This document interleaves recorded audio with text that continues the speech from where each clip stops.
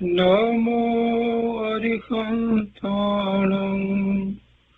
नमो सिद्धाणं नमो आयर्याणं नमो जयाणं नमो लोये सौसाहुनम् असपंसनमोकारो सर्वपावपणासनो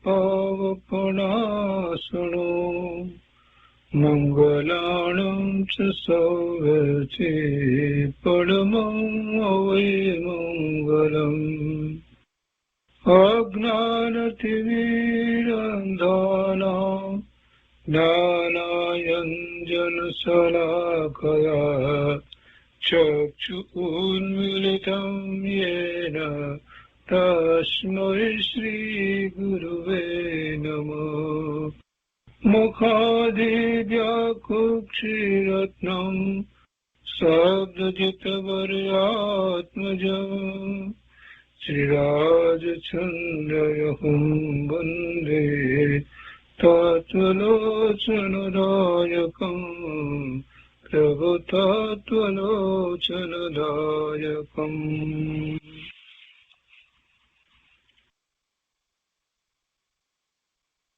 કૃપાળુદેવના વચનામૃતનો સ્વાધ્યાય. એમાં આપણે વર્ષ 25ના પત્રોનો સ્વાધ્યાય કરી રહ્યા છીએ. હવે છેલ્લા જે બાકી રહેલા પત્રો છે વર્ષ 25ના એ આજે આપણે લઈએ છીએ. પત્રાંક 417 સુધી આપણે સ્વાધ્યાય પૂરો કર્યો છે.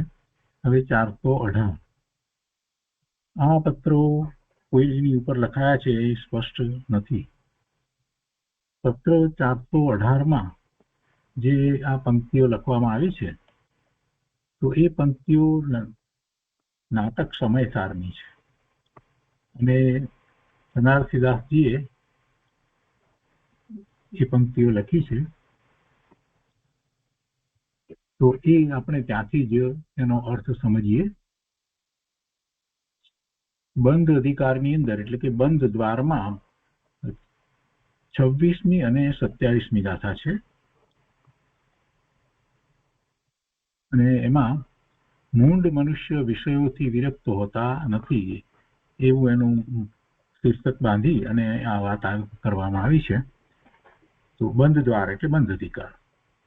એમાં કે છે કે રવિ કઈ ઉદોત અસ્ત હોત દિન દિન પ્રતિ અંજુલી કઈ જીવન જો જીવન ઘટતું હૈ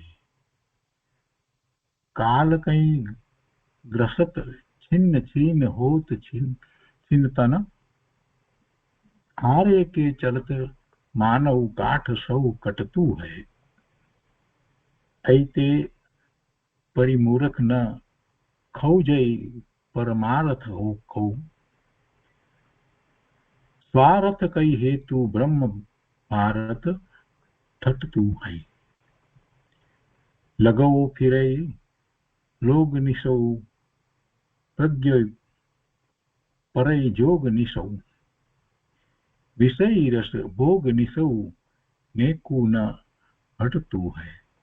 એ રીતે આ 26મી ગાથા છે અને એનો અર્થ છે અહીંયા કે જેવી રીતે ખોબામાંથી પાણી ક્રમે ક્રમે ઘટે છે તેવી જ રીતે સૂર્યના ઉદય અસ્ત થાય છે અને પ્રતિદિન જિંદગી ઓછી થાય છે. અહીંયા એ વાત લીધી ને આ રવિની સૂર્યના અને અંજલિના પાણી લીધું ને અંજુલી કે જીવન એ બીજી લીટીમાં લીધું. ખોબામાંથી અંજલિ એટલે ખોબો એમાંથી પાણી જે રીતે ઘટતું જાય છે અને સૂર્યની વાત લીધી. સૂર્યના ઉદય અસ્ત થાય છે. પહેલી લીટીમાં સૂર્યના ઉદય અસ્તની વાત ત્યાં છે પણ અહીંયા અર્થમાં આ રીતે લીધું છે જેવી રીતે ખોબામાંથી પાણી ક્રમે ક્રમે ઘટે છે. ખોબામાં લીધેલું પાણી ઘટતું જાય ટીપું ટીપું નીકળતું જાય તેવી જ રીતે સૂર્ય ઉદય અસ્ત થાય છે અને પ્રતિદિન જિંદગી ઓછી થાય છે. પ્રતિદિન જિંદગી ઓછી થાય છે. આયુષ્યમાંથી આજે એક દિવસ પૂરો થયો, આવતીકાલ થશે એટલે બીજો એક દિવસ પૂરો ઓછો થશે. કેમ કે જીવન તો જેટલું છે તેટલું જ રહેશે. આયુષ્ય જેટલો બંધ છે એમાં એક સમય પણ વધતો નથી. એટલો પૂરો થતા આ દેહને છોડવાનો વખત આવે જ છે. એ નિશ્ચિત છે, એમાં કોઈ ફેરફાર થતો નથી. જ્યાં સુધી આયુષ કર્મ ઉદયમાં આવ્યું નથી ત્યાં સુધી એમાં ફેરફાર જે થવો હોય તે થાય, પણ એક વખત ઉદયમાં આવે પછી એમાં કોઈ ફેરફાર થતો નથી. તો અહીંયા કહે છે કે પ્રતિદિન જિંદગી ઓછી થાય છે અને વસ્તુ સ્વરૂપ એમ જ છે. લોકો જન્મદિવસ મનાવે છે, ખુશી થાય છે, પણ એમાં તો બીજી રીતે વિચાર કરવા જઈએ તો એનું 1 વર્ષ ઓછું થયું. હવે જે આયુષ્ય રહ્યું છે એમાં 1 વર્ષ ઓછું થયું. ખરો અર્થ તો એ રીતે થાય છે. જ્ઞાની ધર્મી તો એ રીતે સમજે છે કે પ્રતિદિન એક દિવસ પોતાના આયુષ્યમાંથી ઘટી રહ્યો છે, એટલે એની પાસે જે સમય બાકી રહ્યો છે, પરમાર્થે પોતાના કાર્યો કરવા માટે જે સમય બાકી રહ્યો છે એ ઘટતા ક્રમમાં છે, ઓછો થઈ રહ્યો છે. એટલે હવે મને પ્રમાદ પોસાય નહીં, હું પ્રમાદ કરું એ ચાલે નહીં, એવી જ્ઞાનીની તો દ્રષ્ટિ હોય છે. અહીંયા આગળ ઉદાહરણ આપીને વાતને વધારે કહે છે કે જેવી રીતે કરવત ખેંચવાથી લાકડું કપાય છે તેવી જ રીતે કાળ શરીરને ક્ષણે ક્ષણે ક્ષીણ કરે છે. ખરેખર કરે છે એ વાત એ રૂપક દ્વારા એ રીતે સમજાવી છે, પરંતુ શરીર જન્મથી શરૂ કરી અને મૃત્યુ થાય, અવસાન થાય ત્યાં સુધી એક સરખું ક્યારેય રહેતું નથી. દરેક દિવસે અને દરેક સમયે એમાં ફેરફાર થયા જ કરે છે. અને એ ફેરફાર એવા છે કે જેને આત્મા કાંઈ કરી શકતો નથી, ન તો એ અટકાવી શકે છે કે ન તો એને વધારી શકે છે, કાંઈ કરી શકતો નથી.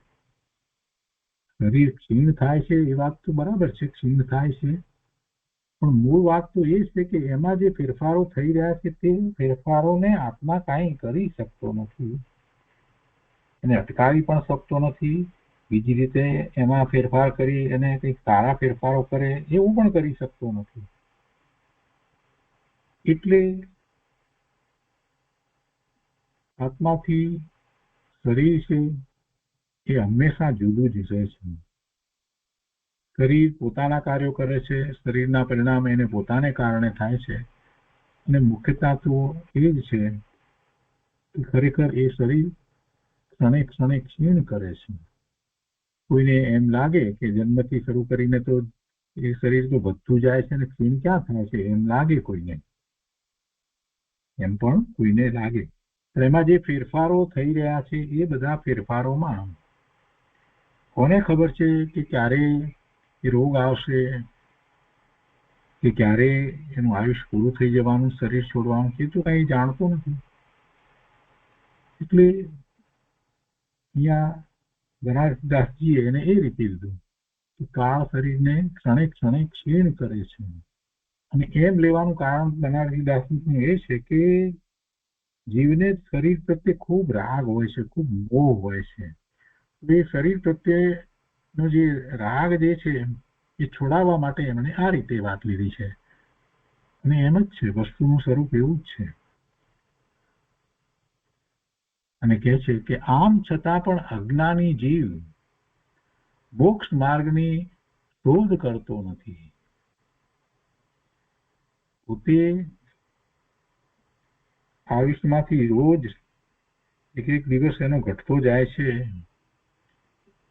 અને પોતાની પાસે હવે ઓછો સમય રહ્યો છે. અને આ સંસાર પર્યાયમાં જ્યારે મનુષ્યની ગતિ થઈ છે તો એવી વખતે સમજ મળી છે, તો પછી એને પરમાર્થે પોતાના સ્વરૂપની પ્રાપ્તિનો પુરુષાર્થ કરવો જોઈએ, મોક્ષ માર્ગમાં એને પદાર્પણ કરવું જોઈએ, એમાં આગળ વધી અને ચારિત્રનો પુરુષાર્થ કરવો જોઈએ. પણ એ તરફ તો એ આગળ વધતો નથી. એટલે કે છે કે આમ છતાં પણ અજ્ઞાની જીવ મોક્ષ માર્ગની શોધ કરતો નથી. અહીંયા તો એમ કહી દીધું. એટલે એટલે કે સાચો મોક્ષ માર્ગ શું છે એને સમજવાનો પ્રયત્ન કરતું નથી અને લૌકિક સ્વાર્થ માટે અજ્ઞાનનો ભાર ઉપાડે છે. લૌકિક સ્વાર્થ માટે અજ્ઞાનનો ભાર ઉપાડે છે. અજ્ઞાનનો ભાર એટલે શું? અજ્ઞાનનો અર્થ એ થાય છે કે મિથ્યાત્વ સહિત જે કંઈ માહિતી વગેરે જે કંઈ પ્રાપ્ત કર્યું છે એ બધું મિથ્યાત્વ સહિત છે, એ અજ્ઞાન છે. મિથ્યાત્વ સહિત જ્ઞાન જે કંઈ થાય છે એ બધું અજ્ઞાન કહેવાય છે. અને એમાંથી મિથ્યાત્વ નીકળી જાય તો જ્ઞાન રહે, તો જ્ઞાન બાકી રહે. એટલે એ બાહ્યમાં લૌકિક કંઈક સુખની ગણતરી કરી અને એવા વર્તનો પ્રવર્તનો કરે છે અને એમાં ને એમાં એ એટલો વ્યસ્ત રહે છે કે આત્માને ભૂલી જાય છે અને એમ એ અજ્ઞાનનો ભાર ઉપાડે છે. જ્ઞાની ધર્મી એમ કરતો નથી. જ્ઞાની ધર્મીને એવી કોઈ વાત, એવી કોઈ રુચિ હોતી નથી. એને તો એકમાત્ર આત્માની જ રુચિ હોય છે. પરના કાર્યો આ જીવ કરી શકતો નથી, પણ અજ્ઞાનને કારણે એ એમ માની અને બહારમાં ને બહારમાં પ્રવૃત્ત રહે છે અને સ્વને ભૂલી જાય છે. એટલે લૌકિક સ્વાર્થ માટે અજ્ઞાનનો ભાર ઉપાડે છે. જે એને કરવાનું નથી એ કાર્યમાં એ વ્યસ્ત રહે છે અને વાસ્તવમાં એ કાર્યનો એ કરતા થતો નથી, પણ એ એમ માને છે કે મેં આ કાર્ય કર્યું. આ બધો ભાર છે. એવો ભાર જ્યાં સુધી એ રાખી અને ફરે છે ત્યાં સુધી એ નિર્વિકલ્પ ધ્યાનનો પ્રયોગ કરી શકતો નથી. આગળ કહે છે કે શરીર આદિ પર વસ્તુઓમાં પ્રેમ કરે છે. મન વચન કાયાના યોગોમાં અહમ બુદ્ધિ કરે છે અને સાંસારિક વિષય ભોગોથી જરા પણ વિરક્ત થતો નથી. બંધ દ્વાર છે ને, એટલે બંધ કરે છે ને, જીવ પોતે કર્મના બંધ કરી અને ભવના ભ્રમણ કરે છે. તો એ કઈ રીતે કરે છે એ વાત અહીંયા બનારસી દાસજીએ સમજાવી છે. શરીર આદિ પર વસ્તુઓમાં પ્રેમ કરે છે અને સ્વ પોતાનો આત્મા એને તો એ ભૂલી ગયો છે, એને તો યાદ પણ કરતો નથી. મન વચન કાયાના યોગોમાં અહમ બુદ્ધિ કરે છે. એ મન વચન કાયાના યોગમાં વિષય તો પર છે, સ્વનો વિષય તો ક્યાંય આવતો નથી.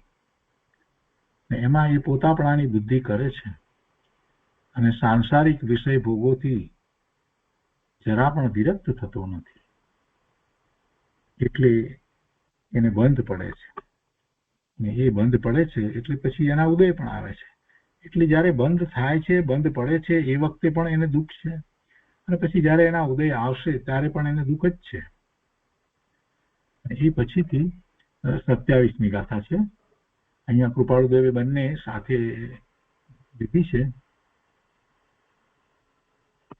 અહીંયા એક કર્યું ત્યાં આ પૂરી થઈ અને એના પછી હવે 27મી શરૂ થાય છે.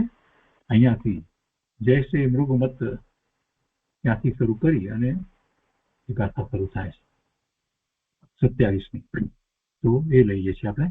અને 27મી ગાથા શીર્ષકમાં અહીંયા રીતે લખ્યું છે કે અજ્ઞાની જીવની મૂંઢતા ઉપર મૃગજળ અને આંધળાનું દ્રષ્ટાંત.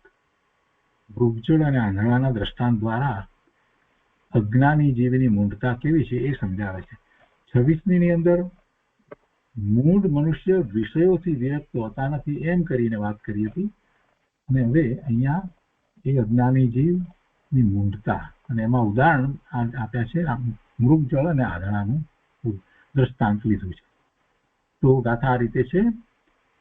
જૈસે મૃગ મત વૃષાદિચકી તપત માહી તૃષાવંત મૃષા જલ કારણ અટતું હૈ તૈસે ભવવાસી માયા ही सौ हित मानी मानी ठानी ठानी ब्रह्म श्रम नाटक नटतु है आगे कौ दुखत धाय पीछे बछरा जवाई जैसे नैनहीन नर जेवरी बटतु है तैसे मूढ़ चेतन सुकृत કરતુતી કરઈ રોવત હસત ફલ ખોવત ઘટતું હોય. તો 27મી ગાથાનો અર્થ છે, જેવી રીતે ગ્રીષ્મકાળમાં સૂર્યનો તીવ્ર આતાપ થતા તરસ્યું હરણ ઉન્મત્ત થઈ અને મિથ્યા જળ તરફ નકામું જ દોડે છે. જ્યાં જળ નથી ત્યાં જળ લાગે છે અને એ તરફ એ દોડે છે. તરસ્યું છે એટલે જળ માટે દોડી રહ્યું છે, પણ એ જ્યાં જળ નથી ત્યાં એને જળ દેખાય છે અને દોડે છે. કેમ કે ઉનાળામાં એ રીતે સૂર્યના કિરણો પડતા હોય એટલે દૂર ત્યાં એવા વેવ્સ વગેરે દેખાય એટલે એમ લાગે કે ત્યાં પાણી છે એવો આભાસ થાય. અને આ બિચારું જે હરણ છે એ માટે દોડ્યા કરે છે, આગળ આગળ દોડ્યા કરે છે, પણ પાણી ત્યાં હોતું નથી. જીવને પણ એમ જ છે કે આ જગતમાં આ જગ્યાએ સુખ છે, આ વસ્તુ પ્રાપ્ત કરું તો સુખ, આવા સંયોગો આવે તો સુખ, અને એને માટે એની પાછળ દોડ્યા કરે છે.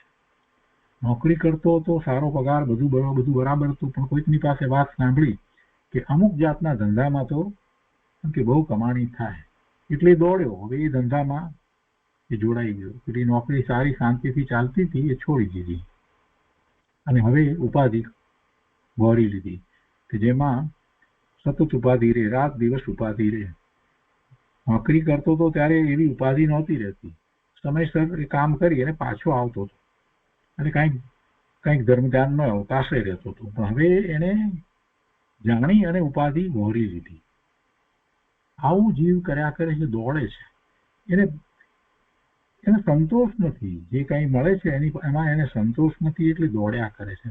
પેલું મૃગ હરણ છે એને તો બિચારાને ખબર નથી પડતી એટલે, અને એ તો તરસ્યું છે એટલે દોડે છે. પણ આમાં તો કેટલા જીવો તો એવા છે કે જેને કાંઈ બીજી વસ્તુની જરૂર નથી, પણ બધું સારું વ્યવસ્થિત છે, ચાલી રહ્યું છે બરાબર વ્યવસ્થિત, તોય પણ એને એટલી બધી ધન પ્રાપ્તિ વગેરેની તૃષ્ણા હોય છે, અથવા તો પદની પ્રાપ્તિની એવી તૃષ્ણા હોય છે, તો એને માટે કેટલાય ઉધામા કરે છે. અહીંયા કહે છે કે જેવી રીતે ગ્રીષ્મકાળમાં સૂર્યનો તીવ્ર આતાપ થતા તરસ્યું તરણ ઉન્મત્ત થઈ અને મિથ્યા જળ તરફ નકામું જ દોડે છે, તેવી જ રીતે સંસારી જીવ માયામાં જ કલ્યાણ માનીને મિથ્યા કલ્પના કરીને સંસારમાં નાચે છે. આગળ કહે છે કે જેવી રીતે આંધળો મનુષ્ય આગળ આગળ દોરડું વણતો જાય અને પાછળ વાછરડું ખાતું જાય તો તેનો પરિશ્રમ વ્યર્થ જાય છે, તેવી જ રીતે મૂર્ખ જીવ શુભાશુભ ક્રિયા કરે છે અથવા તો શુભ ક્રિયાના ફળમાં હર્ષ અને અશુભ ક્રિયાના ફળમાં ખેદ કરી અને ક્રિયાનું ફળ ખોવી નાખે છે. અન્ય ઉદાહરણ એ રીતે આપી અને જીવ પોતે કેવી ભૂલ કરી રહ્યો છે કે જેને કારણે એને એવા બંધ પડે છે એની વાત કરીએ તો આ કૃપાળુદેવે આ બે ગાથાઓ અહીંયા 418માં આંખમાં લીધી છે. હવે એ પછીથી 419નો પત્ર છે, એ પણ કોની ઉપર છે એ સ્પષ્ટ નથી. મુંબઈ 1948 419 એક લીટી લખી છે, સંસારમાં સુખ શું છે કે જેના પ્રતિબંધમાં જીવ રહેવાની ઈચ્છા કરે છે. પ્રશ્નાર્થ છે, સંસારમાં સુખ શું છે, એવું શું સુખ છે સંસારમાં કે જેના પ્રતિબંધમાં જીવ રહેવાની ઈચ્છા કરે છે, એમાં એને બંધાઈ રહેવાની ઈચ્છા થાય એવું શું છે સુખનું કારણ? છે કઈ સંસારમાં એવું સુખનું કારણ કે જેના પ્રતિબંધમાં રહેવાનું ગમે એવી ઈચ્છા થાય એવું કઈ છે? આ પ્રશ્ન મૂકી અને કૃપાળુદેવ આપણને એક પ્રકારના ચિંતન તરફ લઈ જાય છે કે આપણે જ્યાં ને ત્યાં સુખની કલ્પના કરીએ છીએ અને ત્યાં જ એમાં જ રોકાઈ રહીએ છીએ, પણ વાસ્તવમાં એ શું છે? જરાક શાંત ચિત્તથી વિચાર કરીએ તો ખ્યાલ આવે છે કે સંસારમાં કોઈ એવી વસ્તુ નથી કે જેના પ્રતિબંધમાં રહેવા જેવું હોય. એવી કોઈ વસ્તુ છે જ નહીં. કેમ કે પ્રતિબંધમાં રહેવાનું થાય છે તો પછી એની સામે ઉપાધિ તો હોય જ, એની સામે આકુળતા હોય, એની સામે ચિંતા હોય, એની સામે વ્યગ્રતા પણ થાય. અને પછી ધાર્યા પરિણામ ના આવે, ધાર્યું હોય એ પ્રમાણે આપણને પ્રાપ્ત ન થાય એમાંથી, તો દ્વેષ પણ થાય, ક્રોધ પણ આવે, આર્ધ્યાન પણ થાય, બધું જ થાય. શું નથી થતું?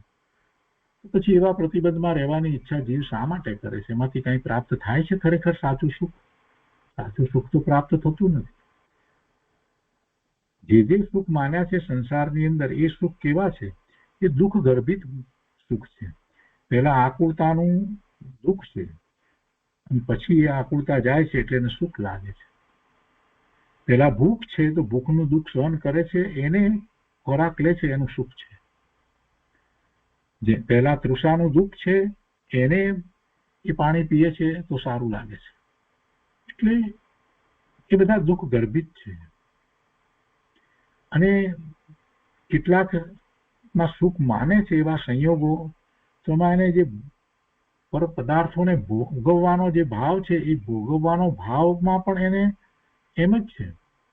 એમાં પણ એને તીવ્ર આસક્તિ હતી, અને એ ભોગવવાનો પદાર્થ મળ્યો અને એને એમ લાગે છે કે હું ભોગવું છું, તો એમ એની આસક્તિ એ વખતે શાંત પડે છે એટલે એને સુખ લાગે છે.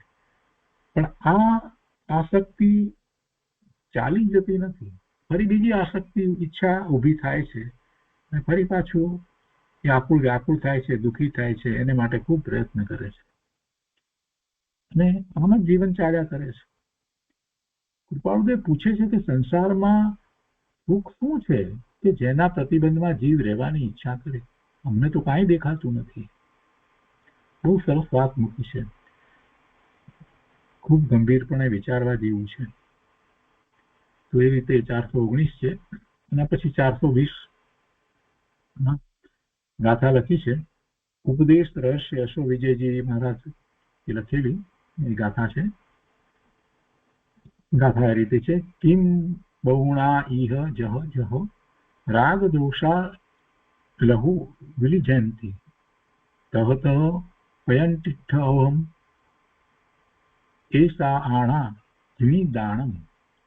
અને એનો અર્થ લખ્યો છે: કેટલુંક કહીએ, જેમ જેમ આ રાગ દ્વેષનો નાશ વિશેષ કરી થાય, કેટલું કહીએ જેમ જેમ આ રાગ દ્વેષનો નાશ વિશેષ કરી થાય, તે પ્રકારે પ્રવર્તવું એ જ આજ્ઞા જીનેશ્વર દેવની છે. કેટલું કહીએ, બધું કહ્યું, ઘણો વિસ્તાર કર્યો, પણ મૂળ વાત તો એક જ છે. જેમ કહીએ ને કે બધા સિદ્ધાંતનો સાર તો આ છે કે રાગ દ્વેષનો નાશ જેમ જેમ વધારે ને વધારે થતો જાય એટલે પૂર્ણપણે છેવટે રાગ દ્વેષ રહિત દશા થાય, એ ઈચ્છનીય છે. એટલે કે કસાય રહિત દશા. તો જેમ જેમ આ રાગ દ્વેષનો નાશ વિશેષ કરી થાય, વધારે ને વધારે થાય, તે પ્રકારે પ્રવર્તવું એ જ જીનેશ્વર ભગવાનની આજ્ઞા છે. એ જ આજ્ઞા જીનેશ્વર દેવની છે. ભગવાનની આજ્ઞા એમ છે કે ભાઈ તારું પ્રવર્તન એવું હોવું જોઈએ કે જેથી કરી અને તારા કસાયો મંદ પડે, રાગ દ્વેષ ક્રમે ક્રમે ઘટતા ઘટતા ઘટતા છેવટે મૂળમાંથી નાશ પામે. એ જ્યાં સુધી તું ન કરે ત્યાં સુધી બાકી બીજું બધું જે છે એ એકડા વગરના મીંડા જેવું છે. જે તું પુરુષાર્થ કરે છે એ બધો પુરુષાર્થ બાહ્યમાં વ્રત વગેરે કરે, અને રાગ દ્વેષ જો જરાય ઘટે નહીં, તો એ તારો પુરુષાર્થ સાચો નથી. અને રાગ દ્વેષનો નાશ કોણ કરી શકે છે એ જરાક વિચાર કરીએ તો આપણને ખબર પડે કે ભગવાને કેમ એમ કહ્યું. રાગ દ્વેષનો નાશ કોણ કરી શકે? રાગ દ્વેષ કેવી રીતે થાય છે એનો જરાક વિચાર કરીએ તો આપણને ખ્યાલ આવે છે કે જેની દ્રષ્ટિ બહારમાં રહી છે એને જ રાગ અને દ્વેષના પરિણામ થાય છે. એ શુભ ભાવના હોય કે અશુભ ભાવના હોય, એ પરિણામ તો બહારમાં દ્રષ્ટિ છે એને થાય છે. જેની દ્રષ્ટિ સ્વરૂપ તરફ વળી છે, જે એક વાર શુદ્ધ ભાવે પરિણમ્યો છે, જેને આત્માનો અનુભવ થયો છે, સમ્યક દર્શન થયું છે, એને હવે બહારમાં કાંઈ રસ પડતો નથી.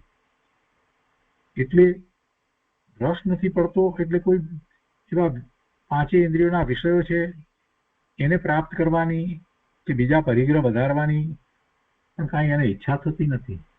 અને એટલે જે કંઈ થઈ રહ્યું છે એ બધું એ જ્ઞાતા ભાવે જુએ છે. કાંઈ વધારવું છે, કાંઈ પ્રાપ્ત કરવું છે, કાંઈ મેળવવું છે બહારમાંથી, એવી તો એની વાત નથી. તો પછી એને દ્વેષ કે રાગ ક્યાંથી અને કોને માટે થાય? જો એને એવી ઈચ્છા હોય કંઈક બહારમાંથી પ્રાપ્ત કરવાની અને એમાં કોઈક વિઘ્નરૂપ થતું હોય તો એના પ્રત્યે એને દ્વેષ થાય, અને એ પ્રાપ્ત ન કરી શકે તો એને આર ધ્યાન થાય વગેરે થાય. પણ આને તો એવું કંઈ પ્રાપ્ત કરવાની ઈચ્છા જ નથી, તો જ્ઞાતા દ્રષ્ટા ભાવે જુએ છે.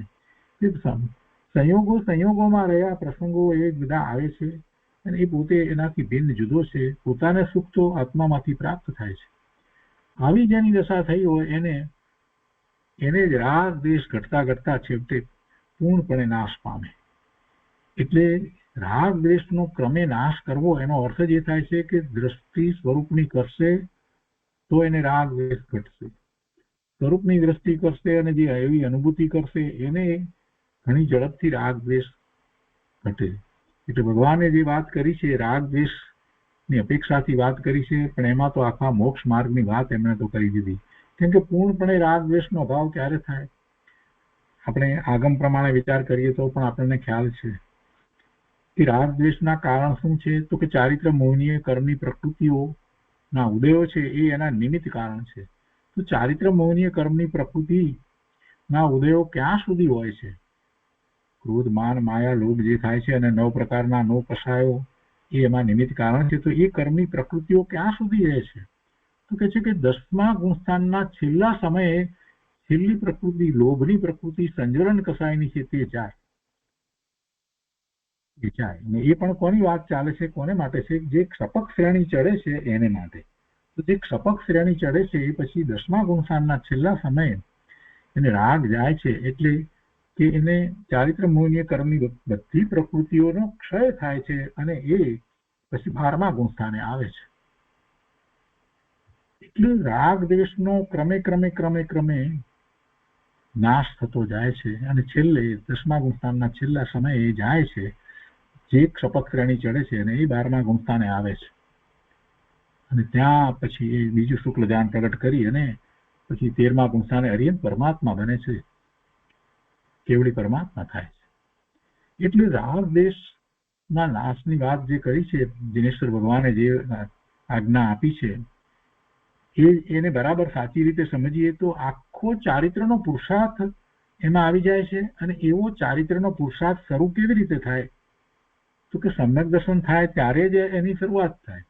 કેમ કે અનંતાનુબંધીના રાગ દ્વેષ જે છે એ તો મુખ્યપણે પહેલા જ જવા જોઈએ. એ વિના પછીના રાગ દ્વેષ એ ગયા વિના તો જાય નહીં. તો પછી એમાં એ વાત પણ આવી ગઈ, રાગ દ્વેષનો અભાવની વાત લઈએ તો શરૂઆત જ્યારે થાય તો એનો અર્થ કે સમ્યક દર્શન થાય તો એને રાગ દ્વેષ ઘટે. અનંતાનુબંધીના પહેલા જાય, પછી આગળ વધી અને ક્રમે બધા રાગ દ્વેષ જાય.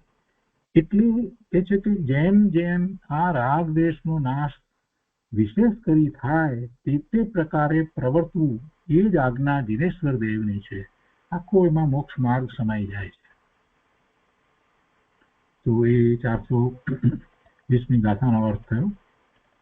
એના પછી આ 25મા વર્ષની છેલ્લી ગાથા 421મી ગાથા છે. તે પછીથી 26મું વર્ષ શરૂ થાય છે, એના પત્રો આવશે.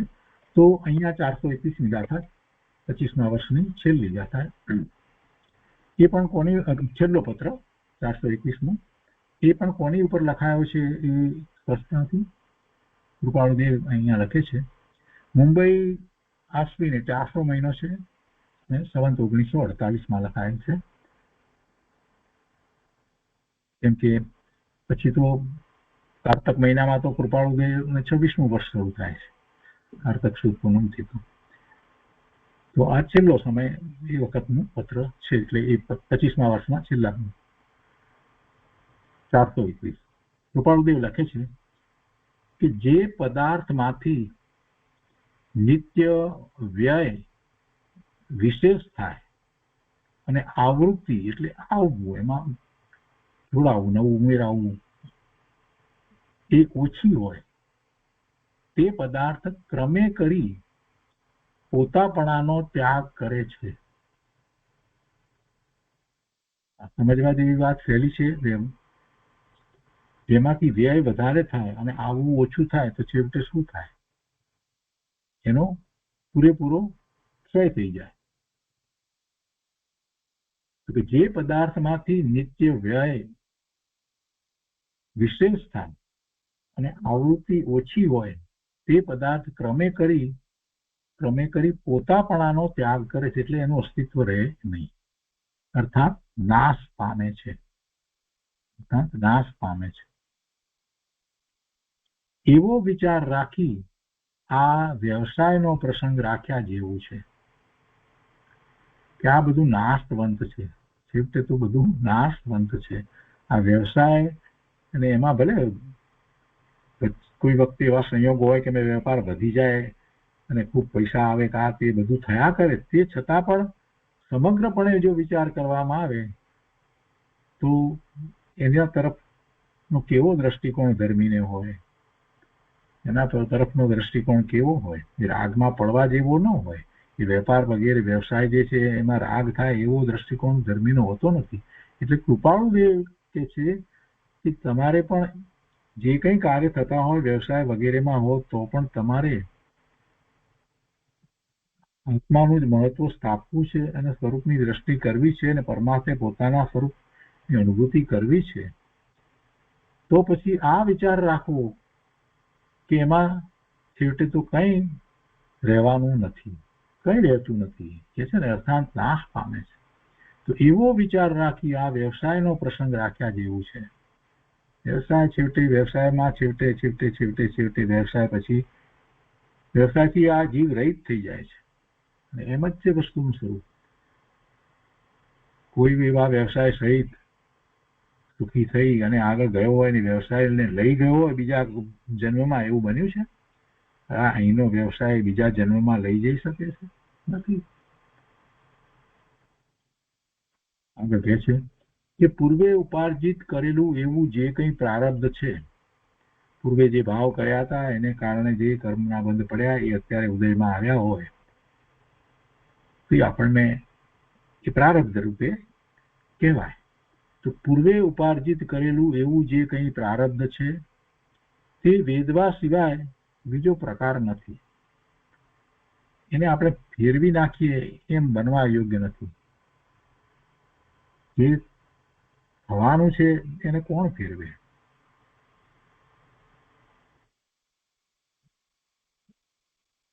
એ ફરે નહીં તો પછી શું થયું?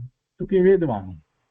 એ પછી સાતા વેદની હોય કે અસાતા વેદની હોય, કે અનુકૂળતા હોય કે પ્રતિકૂળતા હોય, જે કંઈ હોય તે એને વેદવાનું. પૂર્વે ઉપાર્જિત કરેલું એવું જે કંઈ પ્રારબ્ધ છે તે વેદવા સિવાય બીજો પ્રકાર નથી. અને યોગ્ય પણ તે રીતે છે.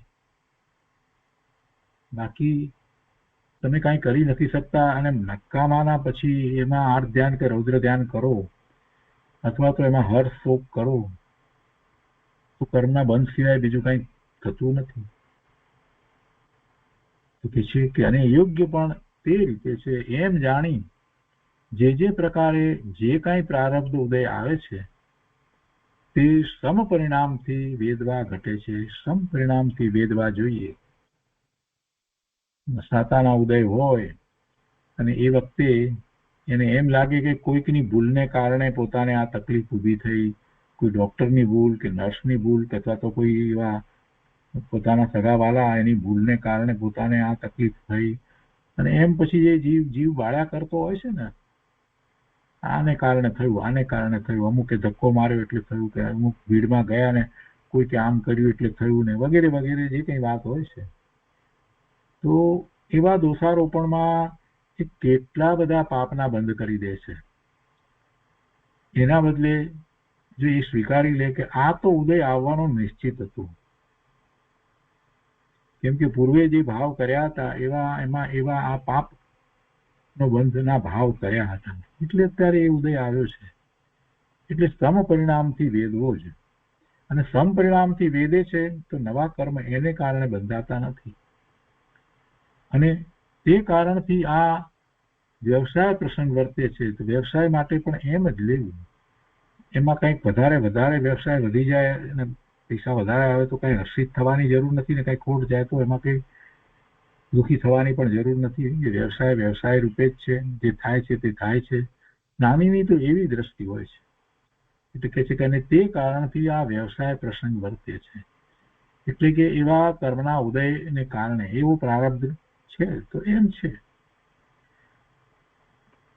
ચિત્તમાં કોઈ રીતે તે વ્યવસાયનું કર્તવ્યપણું નહીં જણાતા છતાં તે વ્યવસાય માત્ર ખેદનો હેતુ છે. ચિત્તમાં કોઈ રીતે તે વ્યવસાયનું કર્તવ્યપણું નહીં જણાતા એટલે કે પોતાનું એ કાર્ય નથી એમ જ ચિત્તમાં તો રહ્યા કરે છે. આ કાર્ય પોતાનું નથી, આ વ્યવસાય એ પોતાનું કર્તવ્ય નથી અને એમ જણાતા તે વ્યવસાય માત્ર ખેદનો હેતુ છે, ખેદનું કારણ છે, માત્ર ખેદનું કારણ છે, બીજું કાંઈ નથી. ભલે એમાં પૈસાનો કે બીજી રીતે કે લાભ થતો હોય તે છતાં પણ, અથવા તો કોઈ આબરૂ વધતી હોય કે ગમે તે કાંઈ પણ થતું હોય છતાં પણ એ પોતાનું કાર્ય નથી. તો પોતે કોણ છે, પોતાનું કાર્ય શું છે? એ કર્તવ્ય પોતાનું નથી તો પોતાનું કર્તવ્ય શું છે? પોતે કોણ છે કે એનું કર્તવ્ય આ વ્યવસાય નથી? એમ પૂછે કે તમે એમ કહો છો કે આ મારું કર્તવ્ય નથી, તો તમે એવા કોણ છો કે જેને આ કર્તવ્ય ન હોય? તો જ્ઞાની ધર્મી એમ કે છે કે અમે તો સિદ્ધ સમાન શુદ્ધ પૂર્ણ પવિત્ર ભગવાન આત્મા છીએ. શરીરથી પણ જુદા છીએ, એના બધા પ્રસંગો બધાથી જુદા છીએ. પૂર્વે જે ભાવ કર્યા હતા એના ઉદય રૂપે આ પ્રારબ્ધ રૂપે બધું અમે વેદીએ છીએ. એમાં અમારું કાંઈ નથી. અમારું ત્રણ કાળમાં એમાં કાંઈ હતું નહીં. ક્યારે ભૂતકાળમાં પણ એમ જ હતું, વર્તમાનમાં એમ છે ને ભવિષ્યમાં પણ એમ હોય. કોઈ ક્યારેય એ અમારું હોઈ શકે જ નહીં. એટલે એ અમારું કાર્ય નથી, અમારું કર્તવ્ય નથી. અમે પરના કાર્યો કરતા નથી, કરી શકતા નથી. કૃપાળુદેવ તો એમ કે છે કે અમે એક તણખલાના 2 ટુકડા પણ કરી શકતા નથી. તો પછી આ વ્યવસાય અમે ક્યાં કરીએ છીએ? એ વ્યવસાય થાય છે, પણ એ થાય છે એમાં અમારી ત્યાં હાજરી રહે છે એ અમને ખેદનો હેતુ થાય છે. કેમ કે અમારું ચિત્ત ત્યાં જાય છે, અમારો ઉપયોગ એ તરફ વળે છે, એ અમને ગમતું નથી. અમને તો અમારું સ્વરૂપ જ ગમે છે. ચિત્તમાં કોઈ રીતે તે વ્યવસાયનું કર્તવ્યપણું નહીં જણાતા છતાં તે વ્યવસાય માત્ર ખેદનો હેતુ છે. અને એવો પરમાર્થ નિશ્ચય છે, નથી એમ નથી, એવો પરમાર્થ નિશ્ચય છતાં પણ પ્રારબ્ધ રૂપ હોવાથી, એ પ્રારબ્ધ રૂપે છે તો પછી એ વેદવો પડે છે. પ્રારબ્ધ રૂપ હોવાથી અને સત્સંગ આદિ યોગને અપ્રધાનપણે વેદવો પડે છે. આ પ્રારબ્ધ રૂપ હોવાથી એને વેદવો પડે છે અને સત્સંગ આદિ યોગ જેની ઈચ્છા થાય છે એની મુખ્યતા રહેતી નથી, એને અપ્રધાનપણે વેદવો પડે છે. કૃપાળુદેવને આ નથી ગમતું કે સત્સંગ ખરેખર મુખ્ય રહેવો જોઈએ, એને બદલે આ વ્યવસાય આ રીતે મુખ્ય થાય છે. તો શું થાય? પ્રારબ્ધ છે. એટલે સત્સંગ આદિ યોગને અપ્રધાનપણે વેદવો પડે છે અને તે વેદવા વિશે ઈચ્છા નિરીચ્છા નથી. એમાં કોઈ ઈચ્છા પણ નથી અને નિરીચ્છા પણ નથી. પણ એ પ્રારબ્ધ છે એટલે બસ નાતા દ્રષ્ટા ભાવે વેદીએ છીએ. પણ આત્માને અફળ એવી આ પ્રવૃત્તિનો, જો આત્માને અફળ, આત્માને કોઈ રીતે ફળદાયી નથી, આત્માને કોઈ રીતે હિતકારી નથી, આત્માને કોઈ રીતે ઉપયોગી નથી, એટલે અફળ. આત્માને અફળ એવી આ પ્રવૃત્તિનો સંબંધ રહેતો દેખી ખેદ થાય છે. આત્માને હિતકારી સત્સંગ છે અને એ સત્સંગ પ્રધાનપણું નથી રહેતું આ વ્યવસાયને કારણે, એટલે ખેદ થાય છે. અને આ વ્યવસાય વગેરેને કારણે આત્માને તો કોઈ લાભ નથી. આત્માને અફળ એવી આ પ્રવૃત્તિનો સંબંધ રહેતો દેખી અને ખેદ થાય છે. આત્માને આ વળી ક્યાં? અને તે વિશે વારંવાર વિચાર રહ્યા કરે છે. એટલે વારંવાર એનો વિચાર કૃપાળુદેવને રહેતો હતો અને એ વાત એમણે ઘણી વાર લખી. એમાં ખાસ કરીને સુભાગભાઈ ઉપર એ વાત વધારે લખી છે અને એ દ્વારા આપણને એમની અંતરંગ દશા સમજાય છે. બાહ્યમાં કોઈ જો એને તો એમ લાગે કે આ તો એક વેપારી છે, પણ જે એમને સમજતા હતા એમને ખ્યાલ આવે છે કે કૃપાળુ દેવને આ વેપારમાં રહેતા કેટલું ખેદ થતો હતો. એ રીતે 421મો પત્ર અહીંયા પૂરો થાય છે અને આ રીતે 25મા વર્ષના પત્રો અહીંયા પૂરા થાય છે. આજનો સ્વાધ્યાય આપણે અહીંયા સુધી રાખીએ છીએ.